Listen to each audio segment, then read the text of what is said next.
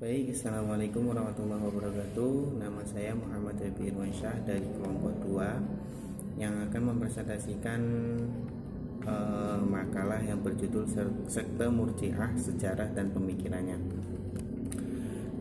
Baik, langsung saja. Pengertian Murji'ah. Murji'ah berasal dari kata irja atau arja'ah yang mempunyai makna penangguhan atau penundaan. Kata arja juga mengandung arti memberi harapan, itto al roja, dan mengakhiri al takhir. Oleh karena itu Murji'ah berarti orang yang menunda penjelasan kedudukan seorang yang bersengketa, yakni Ali dan Muawiyah serta pasukan masing-masing ke hari kiamat kelak. Selain itu juga berarti orang yang mengakhiri amal daripada iman. Maksudnya menganggap iman lebih daripada amal. Murji'ah diambil dari kata irja atau arja'ah. Ada beberapa pendapat tentang arti arja'ah. Di antaranya ialah menurut Ibnu Asakir dalam uraiannya tentang asal usul kaum Murji'ah mengatakan bahwa arja'ah berarti menunda. Dinamakan demikian karena mereka itu mendapatkan bahwa masalah dosa besar itu ditunda penyelesaiannya sampai hari perhitungan nanti. Kita tidak dapat menghukumnya sebagai orang kafir.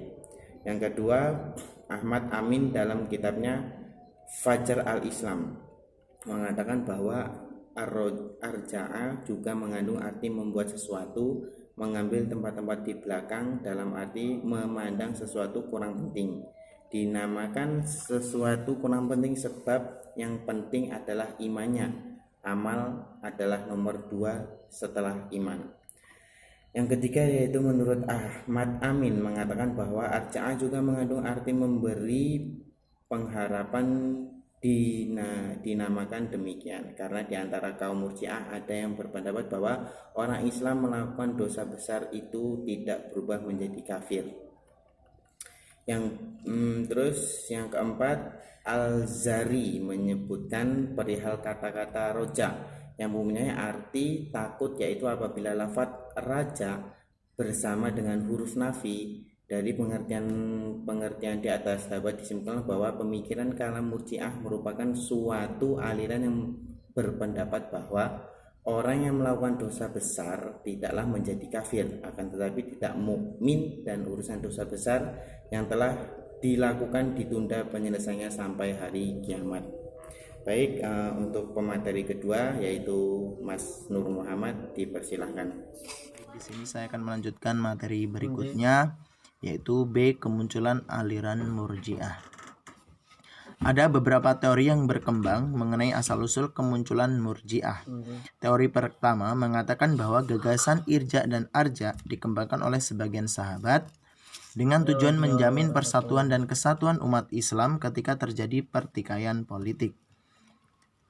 Murji'ah, baik sebagai kelompok politik maupun teologis, diperkirakan lahir bersamaan dengan kemunculan Syiah dan Khawarij. Kelompok ini merupakan musuh besar Khawarij. Teori lain menceritakan bahwa terjadi perseteruan antara Ali dan Muawiyah, dilakukan tahkim atau arbitrase atas usulan Amr bin Ash, seorang kaki tangan Muawiyah. Kelompok Ali terpecah menjadi dua kubu, yang pro dan yang kontra. Yang kontra akhirnya menyatakan keluar dari Ali, yakni kubu Khawarij.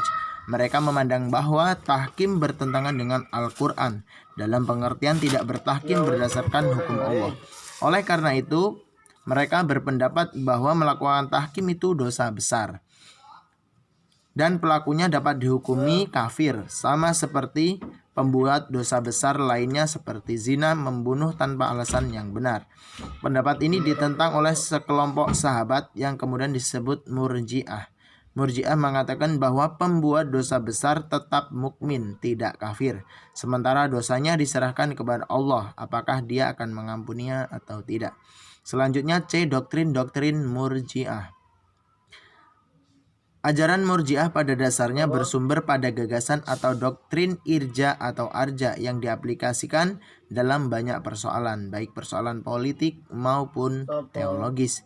Di bidang politik, doktrin irja diimplementasikan dengan sikap politik netral atau non-blok, yang hampir selalu diekspresikan dengan sikap diam. Itulah sebabnya kelompok Murji'ah dikenal sebagai the Quites atau kelompok bungkam. Sikap ini akhirnya berimplikasi begitu jauh sehingga membuat Murji'ah selalu diam dalam persoalan politik.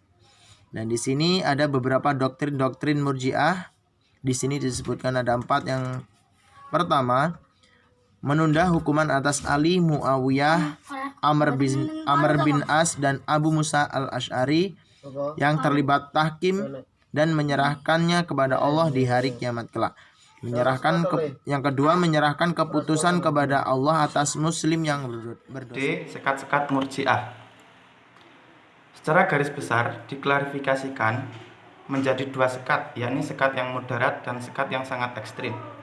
Murji'ah moderat berpendirian bahwa orang yang melakukan dosa besar tetap mukmin, tidak kafir, tidak pula kekal dalam neraka. Mereka akan disiksa sebesar dosanya dan bisa juga diampuni oleh Allah sehingga tidak masuk neraka sama sekali. Iman adalah pengetahuan tentang Tuhan dan Rasul-Rasulnya serta apa saja yang datang darinya secara keseluruhan. Namun dalam garis besar, iman dalam hal ini tidak bertambah dan tidak berkurang. Tidak ada perbedaan manusia dalam hal ini. Penggagasan pendirian ini adalah Al-Hasan bin Muhammad bin Abi Thalib, Abu Hanifah, Abu Yusuf, dan beberapa ahli hadis. Sedangkan yang termasuk kelompok Murji'ah ekstrim adalah sebagai berikut. 1. Jamiah kelompok Jahim bin Syafwan dan para pengikutnya berpandangan bahwa orang yang percaya kepada Allah kemudian menyatakan kekufurannya secara lisan tidaklah menjadi kafir, karena iman dan kekufuran itu bertempat di hati, bukan pada bagian dalam tubuh manusia. 2. Syalihiyah. Kelompok Abu Hasan al-Syalihi berpendapat bahwa iman adalah mengetahui Tuhan, sedangkan kufur adalah tidak tahu Tuhan. Salat bukan merupakan ibadah kepada Allah. Yang disebut ibadah dalam iman kepadanya dalam arti mengetahui Tuhan. Begitu pula zat, puasa, dan begitu juga dengan zakat, puasa, dan haji. Bukanlah ibadah, melainkan sekadar menggambarkan kepatuhan. 3. Yunusiyah dan Ubadiyah melontarkan pengetahuan bahwa melakukan maksiat atau perbuatan jahat tidak masuk iman seseorang. Mati dalam iman, dosa-dosa dan perbuatan jahat yang dikerjakan tidaklah merugikan orang lain yang bersangkutan. Dalam hal ini, Muqtil bin Sulaiman berpendapat bahwa perbuatan jahat banyak atau sedikit tidak termasuk iman seseorang sebagai musyrik. 4. Ghaisiyah menyebutkan bahwa jika seseorang mengatakan saya Tuhan, saya tahu Tuhan melarang makan babi. 4. Ghaisiyah menyebutkan bahwa jika seseorang mengatakan saya tahu Tuhan melarang memakan babi, tapi saya tidak tahu apakah babi yang dimaksud adalah kambing, maka orang tersebut tetap mukmin, bukan kafir.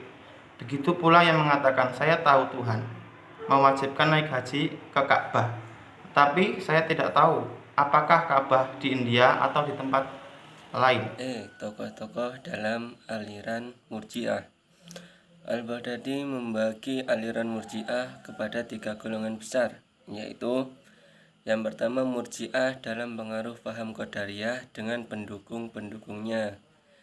Pendukungnya adalah Ghailan, Abi Syamar, Muhammad bin Syahib al-Basri. Mereka ini menganut faham kehendak bebas yang dikaitkan ketentuan-ketentuannya efektif Tuhan terhadap setiap kejadian. Yang nomor 2 adalah Murji'ah dalam pengaruh faham Jabariyah dengan pendukung-pendukungnya, yaitu Jaham bin Sofyan, yaitu yang menganut faham bahwa imam dan kufur adalah terletak di hati dan bukan terletak pada perbuatan manusia. Oleh karena itu, orang yang menyembah berhala dan matahari dianggap tetap beriman. Yang nomor 3, Murji'ah yang tidak dalam pengaruh faham Jabariyah atau Qadariyah, dan mereka ini terbagi dalam 5 golongan. Yang pertama, Yunusiyah, Ghosaniyah, Saubaniyah, Tumaniyah, dan Marisiyah. Tokoh-tokoh Murji'ah di samping yang telah disebutkan dalam pimpinan golongan-golongan di atas, dikenal pula sebagai yang pertama Hasan bin Muhammad bin Ali bin Abi Thalib, B. Sa'id bin Zubair, seorang warok dan zuhud termasuk tabi'in. Yang ketiga Abu Hanifah atau imam madhab. Yang keempat Abu Yusuf. Yang kelima Muhammad bin Hasan. Yang keenam dan lain-lain dari ahli hadis. Sekian materinya. Wassalamualaikum warahmatullahi wabarakatuh.